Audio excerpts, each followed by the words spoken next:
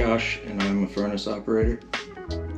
I'm Heather Hartman, and I am the lab manager here at AmPal. My job title at AmPal is Customer Service Representative.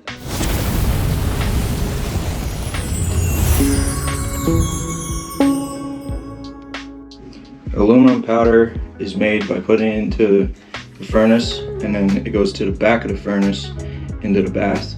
And then there's a pump in the bath that shoots it up through the line.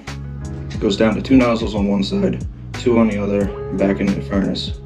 And then the nozzles, when it comes out the nozzles, gets hit with air, and then it will be powder as soon as it gets hit.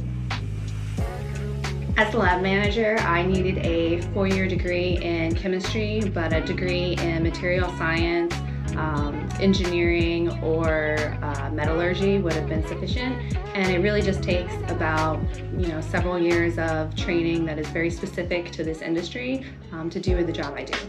Also assist Louise with sales.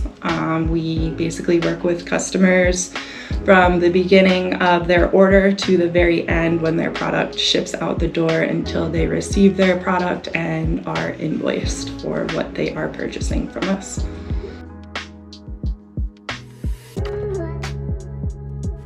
Aluminum powder is used in various everyday objects, like paints and fiber optics. Aluminum powder is also used in hygiene products, such as deodorant and toothpaste.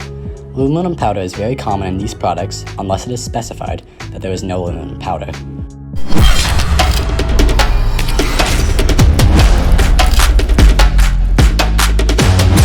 And that's what's so cool about manufacturing.